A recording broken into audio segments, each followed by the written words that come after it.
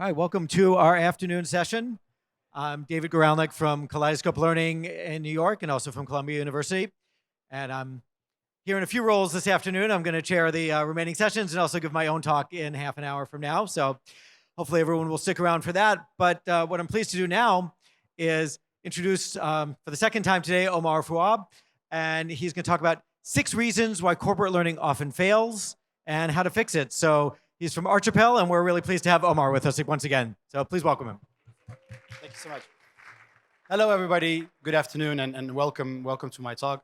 Very happy to tell you a little bit more about myself. My name is Omar Fouab. I'm the CEO at Archipel Learning, Archipel Academy, sorry. And have a very big passion about learning and developing people and lifelong learning.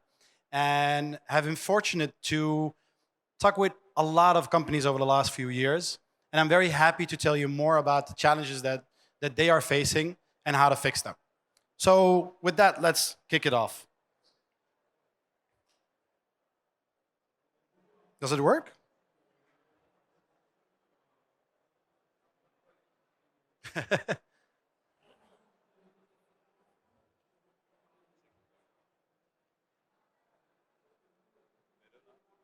Yeah, perfect. Thank you so much. Yeah, so society is subject to continuous change. We're continuous developing. I spoke this morning about the challenges of AI, and as I said, as a society, we are continuously facing new and new things that are happening around us, and we see that in the way that we talk. We went to a phone that was designated only to talking to a phone that is multi-purpose. We went from gas and petroleum and diesel to more electrified cars. And we went from seeing each other every day at the office to more virtual during the COVID situation, and now more of a blended approach where we at Archipel have, for example, 50%. So most of the people at our company spend half of their days at home and half of the days at other company. So we're making these transitionings to new ways of working, different professions. We're constantly creating new jobs that we've never heard about a few years ago. And you also see that in the ways that we learn, which is becoming more and more different. However, little has changed in our classrooms.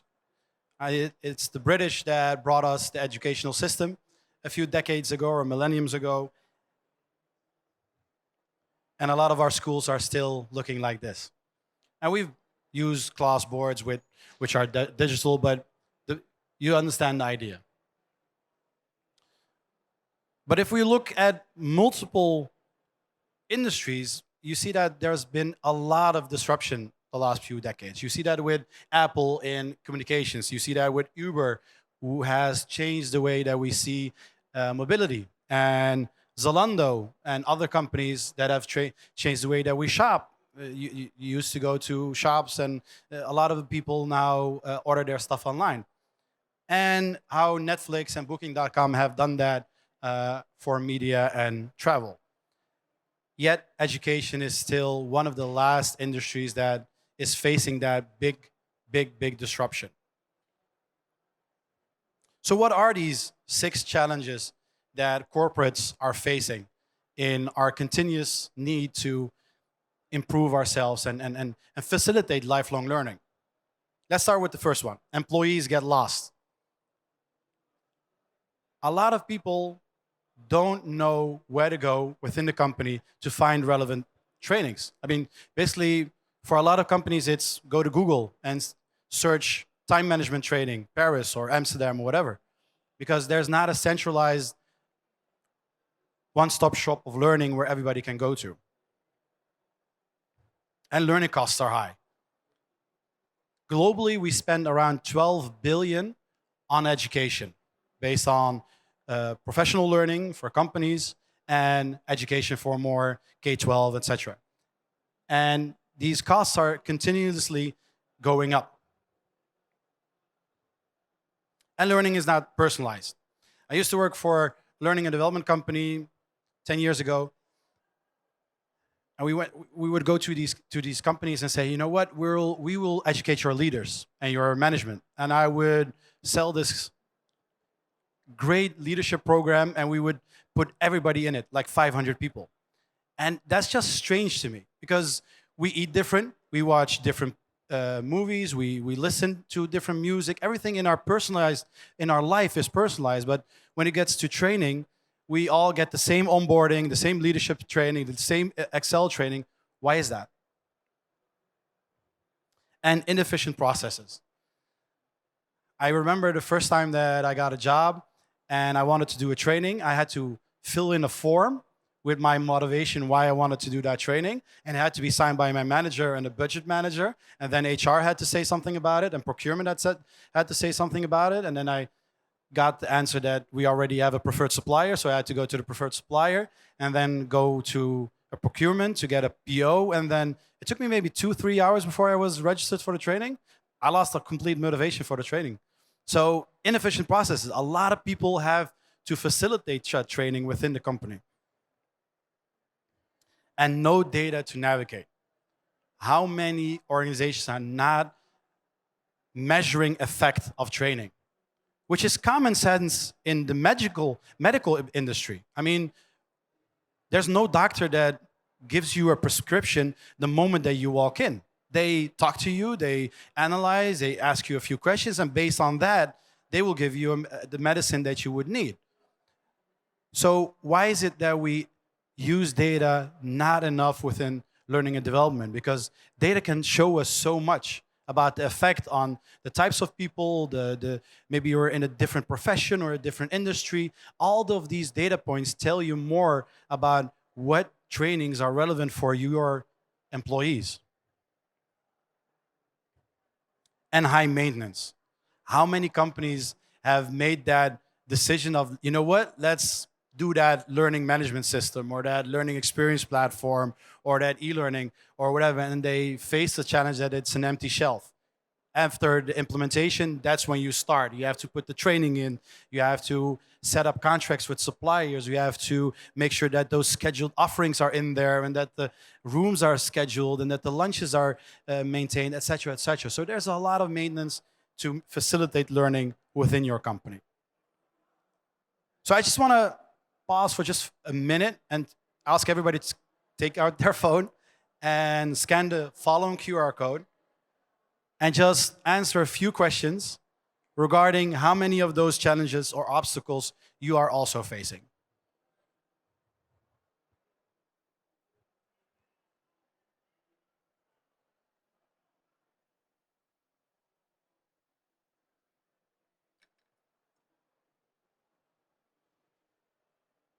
And I'll show you the results afterwards.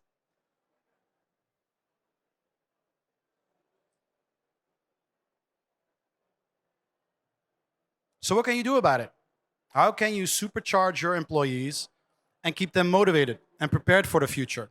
Because everything is changing and they got to keep fit for future because otherwise you're not relevant anymore.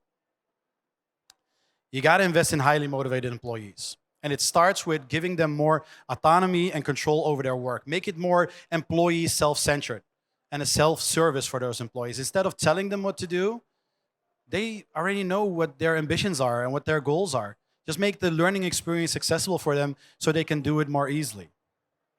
Give them recognition and reward them for efforts. And more importantly, give them those opportunities for growth and development, to exercise, to try new things, and to learn new things, and have good leadership to facilitate that and see how you can grow them and keep them fit for future, and make sure that the work is engaging. So how do you keep them fit for future? Invest in continuous development. It's not a magic pill. It's not like let me send them to that training and it automatically solves your leadership skill or your time management skills. It's continuous learning. It doesn't matter. Somebody told me that the shelf life of a skill is getting shorter and shorter. I think a few decades ago, if you had a profession, you could do it for a few years. Nobody would say something and you would stay really relevant. If you have a skill now, The shelf life is 3 to 6 months before you have to educate yourself again on that topic because it's not relevant. And embrace digital transformation. Look around here and see all of these companies that are doing new things and see how you can fit that within your ecosystem within your company. And create a supportive work environment. Now, what I mean by that is that you already have a lot of expertise within your company. Make sure that these people can interact with each other and share knowledge through social learning and provide opportunities for growth and advancement. So how do you do that? Become a DDO. And I'll tell you how to get there. But before I do that, what is a DDO? It's a deliberately development organization. So it's a company that knows that learning is not something that is fixed. It's continuous. Prioritize that. Growth and development. Know that you have to see that burning platform where you have to keep self-developing as a team, as an individual, and as an organization. Because it's critical. And as I said, as shelf life of skills are getting shorter and shorter, make sure that continuous development is something that is embraced within your company so that you create that learning culture within your company. And valued employees that are empowered and challenged are happy employees and employees that get much more done. And lastly, increased motivation, engagement, and job satisfaction. So what are some of the benefits and impact of a DDO? We did a research on that and happy to tell you something about it. So 14.9% of them see a higher level of engagement within the company. 30% lower people have lower turnover. And 91% of people increase their productivity. So how can you do that? Very simple, not very simple, but I'll happy to tell you more about it. So invest in know yourself, because it's not easy just to say, hey, I want to be there. It starts with what am I good in now? What do I like? And how good am I at what I do at the moment?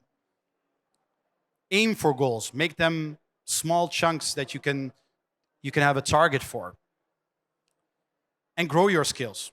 Practice them. Go learn from others. Do on-the-job training, whatever. But make that transition into practice. But analyze it as well. Don't make it something that you do just once a year or whatever. See what the impact is and what the next step has to be. Because that could give you the potential to predict for others that are coming into your company what types of learning tracks are relevant for them as well. And give them the tools to create content. It's not only off-the-shelf content that you have to provide for your learners. There's a lot of people within your organization, as I mentioned, that have a lot of skills and expertise or whatever. Give them the tools to share that knowledge with the others in the company by providing an authoring tool or whatever. And manage the learning experience. Make sure that it's accessible and that user experience is at the top step and top priority within it, because that gets people engaged. So it wouldn't be a presentation from Archipel without telling you how we do that. So how do we do that? We give people the tools to understand how they are. So we have a lot of assessments and scans that they can fill in, which are based on your personality. So are you more outgoing or introvert? And what is your learning style? And we give them the tools to have learning advice from our chatbot, which gives you insight on what learning curricula could help you with that.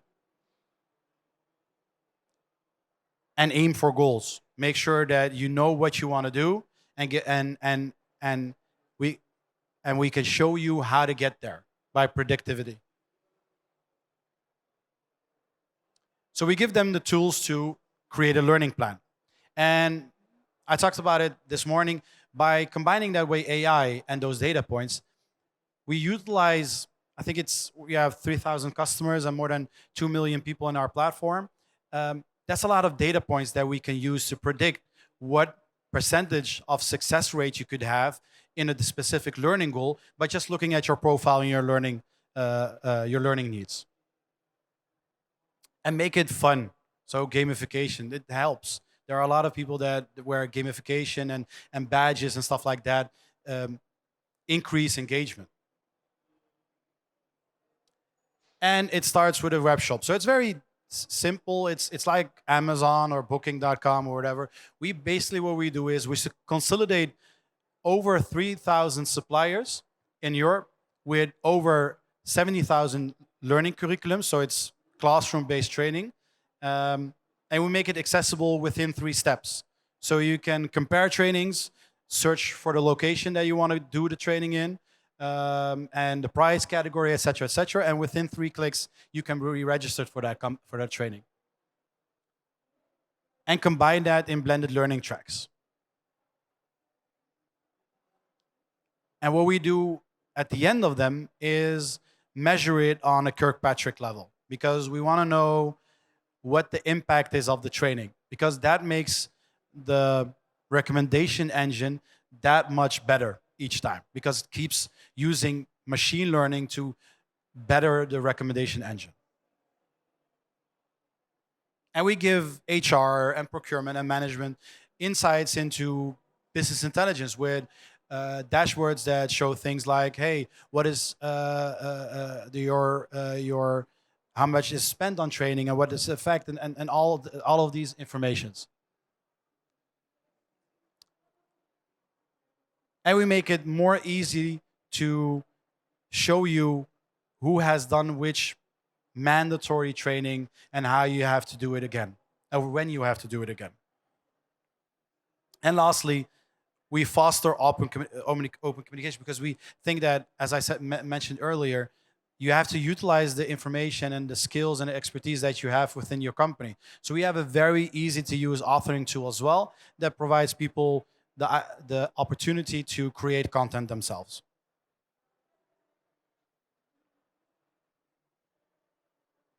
That was the last one, sorry.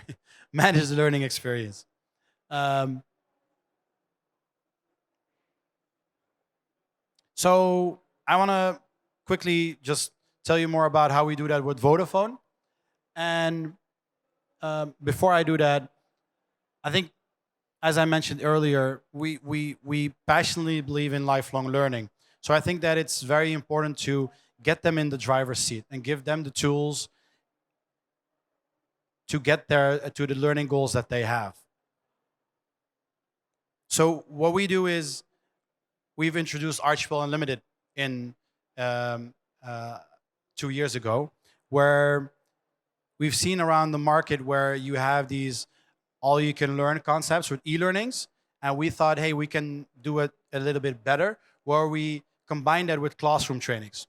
So Archipel Unlimited is basically where you pay a specific amount per user per year, and you get access to more than 20,000 classroom trainings in a wide range of topics, from leadership to IT to health and safety, etc. And you can use it unlimitedly. So there are people that can do 5 trainings a year or 2 trainings a year. It's all you can learn. And we combine that in 3 main topics. So the learning platform that I mentioned earlier, combined with the classroom training catalog and our learning services, where we unburden those organizations to be more in charge and focus more on the core business instead of handling all of these administrative and organizational stuff. So is there a catch? Absolutely not. There's one fixed price, and all of your employees get unlimited access to all the learning content in our platform. And that's not just e-learning, it's e-learning, classroom, etc. And I like this quote from Thomas, who is the HR director at Vodafone. It's the Netflixication of learning and development.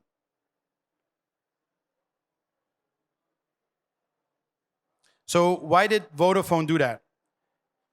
They face these 3 challenges, and maybe some of you have as well. Fragmented learning offer, where you had to go to Google and whatever to see what learning content is useful for you.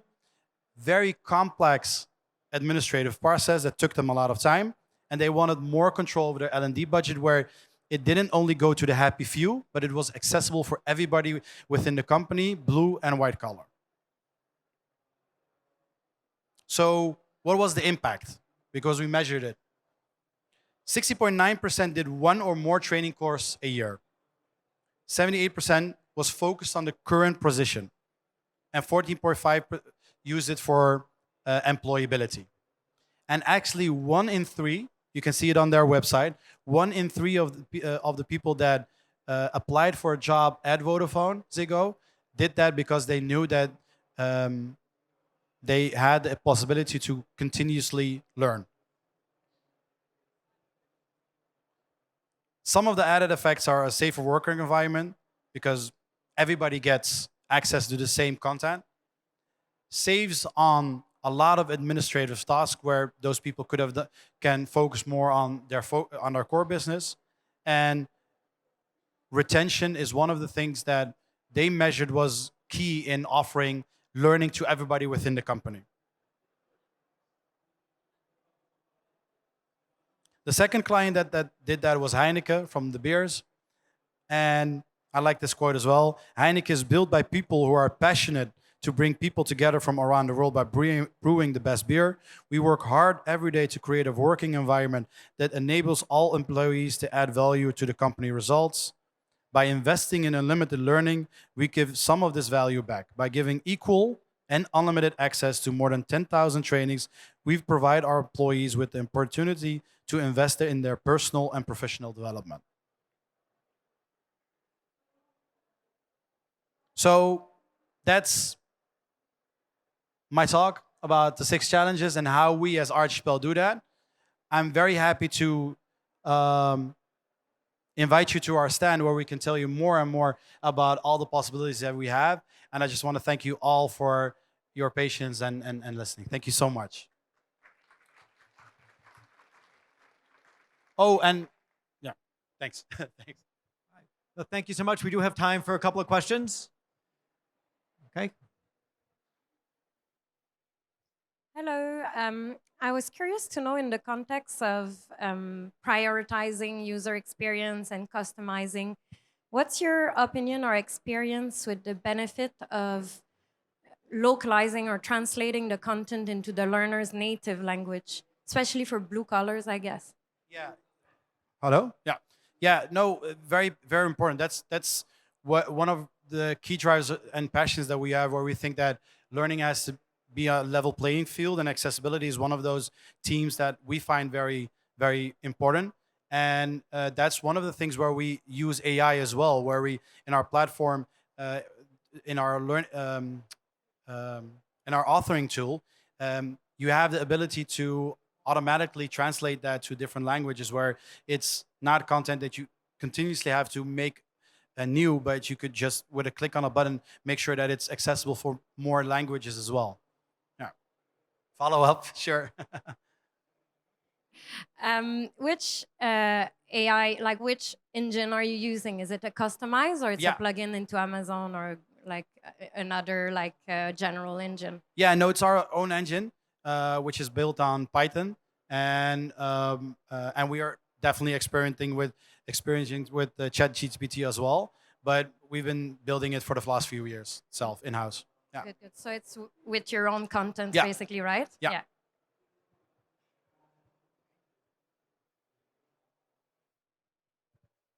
You. I had one question regarding the examples that you shared. Yeah, I sure. don't remember the first name of the company. Sorry. Vodafone. So Yes. yeah, it's a yeah. So basically, that there was, I think, also a shift in mindset, basically, when they sort of came in with your platform, because it went from like this very typical, very procedural with the different steps, to get training, to something that was accessible for everyone. So can you tell us maybe a little bit more about how the communication to sort of this new way of accessing learning and development Yeah. happened, and if there's like any uh, time maybe spam that happened in, and a little bit of how was that managed, I guess. Yeah, no, good question. They transitioned in, it was a transition within 2 years. I think the first year of the transition was making sure that everybody knew that everybody had access to it, because in the past it was budgets were allocated to the happy few. So it was more centralized into the head office and management. And when everybody got access to it, whoa, so I can also invest in learning and keep fit for future. So basically, what happened then was just opening the floodgates and making sure that everybody gets to the platform and uses it. And then the second year was more transitioning to life to a learning culture where people would think more and spend time in, hey, what are my skills and what is my passion? And instead of just eating myself with digesting all of that content, more doing that from a standpoint of, hey, what are some of my passions and where do I want to go? And how can learning be a tool to help me in that, but also how can I practice it within the company? So one of the things that they did was introduce internships within the company, so that if you did a training and you wanted to go from project management to development, that you did the training and then you could go to the development team within Vodafone while your boss was paying for it from the different department, and just do an internship there for a few months. And then if it was something that worked, you could then apply for a job within that team. So it increased because they had, it was very difficult for them to find developers. So what they basically did was just reskill a lot of the people within customer care, where they automized a lot of those tasks by AI and stuff like that, and reskilled them to other professions within the company. All right. Well, thank you. Thank you once Thank you. again. Thanks for once again. Let's thank Omar for his talk. That was wonderful. And